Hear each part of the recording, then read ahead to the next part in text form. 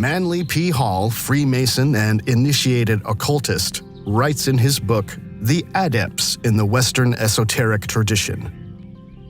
The alchemical tradition contains all the elements of a world program of enlightenment and reform. It requires only a superficial acquaintance with the philosophy and literature of alchemy in order to sense the magnitude of this concealed project. The alchemical laboratory became the shrine of the spiritual sciences, taking the place of the ruined sanctuaries of the ancient mysteries. Now let's return to the breakaway civilization. This term was coined by Richard Dolan in his book UFOs and the National Security State. He came to the conclusion that an elite group with access to high technology and secret knowledge has followed its own path of development, independent of the rest of humanity. This allowed a parallel civilization to establish itself on Earth that we know little about today. According to Dolan, they probably live in huge interconnected underground bases. They are financed by black budgets, the visible part of which is called the deep state, but their structures go much deeper. They have their own view of the cosmos and our place in the world, of our history and our origins. They keep their knowledge secret, and much of their work is to keep the public ignorant.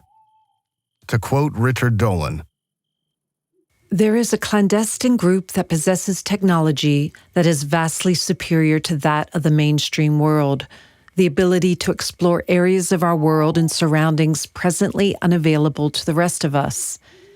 They have scientific and cosmological understandings that give them greater insights into the nature of our world, and a significant built-off-the-grid infrastructure, partially underground, that affords them a high degree of secrecy and independence of action. In our own official world history, you go back 200 years and compare levels of technology from Europe to, say, Central Africa, and you're talking about two vastly different ways of understanding the world. So really, what is the difficulty in understanding that a classified, secret scientific community would make radical breakthroughs that they wouldn't share? I don't think it's outrageous. And I do think this has happened since World War II. Now, one of the breakthroughs they've made is in what we call anti-gravity technology. Could this have happened in the 19th century? I don't think that it's impossible in theory. I have speculated privately many times whether there has been a secret breakaway group going back to ancient times. When you look at some of the really puzzling mysteries of our ancient world, whether it's the Great Pyramid of Giza or Machu Picchu, there are elements of those and other architectural sites that have been left behind that, to me at least, don't make a whole lot of sense in the context of human society as it then was supposed to have existed. The Great Pyramid doesn't make sense to me in terms of 2,500 years ago ancient Egyptian culture. I wonder if this was a human construct at the time, and what human civilization are we talking about here? Could it be that this civilization, split off from our official historical line of development, is behind many of the events of the 20th century? And what of the World's Fairs? Were a large proportion of the World's Fair buildings actually built from scratch, as the official historiography claims? There is much to suggest that the robber barons of the industrial age not only hid once widespread technological knowledge from us, but that they also hijacked some of the impressive architectural masterpieces in which parts of this knowledge was displayed. Some of the buildings from the World's Fairs still exist today, and they are obviously not made of plaster or similar fragile materials. Were they subsequently rebuilt to be permanent structures? Is it even possible that the elaborately designed expo sites were built with the technological capabilities of the time within just a few months, only to be destroyed again a few months later after the exhibitions had ended? Or is it plausible that after a great catastrophe, the worldwide remains of the preceding high culture were not only systematically destroyed, but also pressed into an image of history imposed on us? Some available information suggests that even after the worldwide game-changing event we call the Reset or Mud Flood, there still remained countless complete and beautiful cities that were conquered by a new power elite and then repurposed as world's fairs. Especially in America, the so-called New World, the many Greco-Roman cities would have been difficult to explain because, in contrast to Europe, the Americans do not have an official Greco-Roman history. The more carefully one investigates, the more difficult it becomes to find plausible explanations for the construction and destruction of these extraordinary and huge exhibition areas.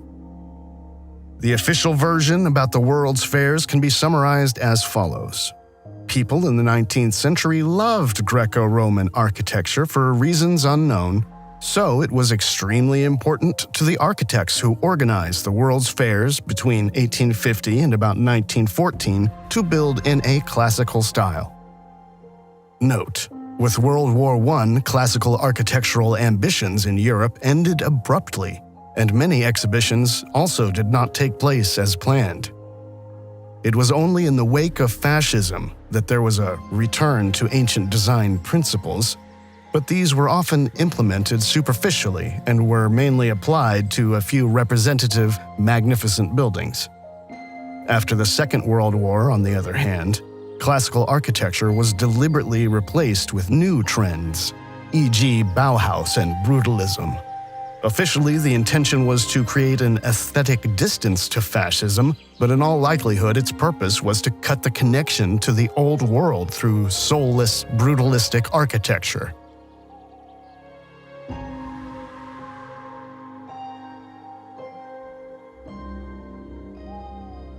No effort was spared for the world's fairs. Enormous amounts of work went into creating complex statues, ornaments, columns, parks, buildings, and even the world's largest organs. No expenses were spared in the making of these massive structures. Made of plaster and linen or hemp fibers, they were only intended to last for the duration of the expo. However, the attention to detail was so great that purely visually there seemed to be no difference between the expo buildings and the classical splendor buildings of antiquity. The purpose of the world's fairs was to make the supposedly new technologies discovered during the Industrial Revolution palatable to the masses, to create new markets. In the end, most of the buildings were torn down, with only meadows or empty parks remaining.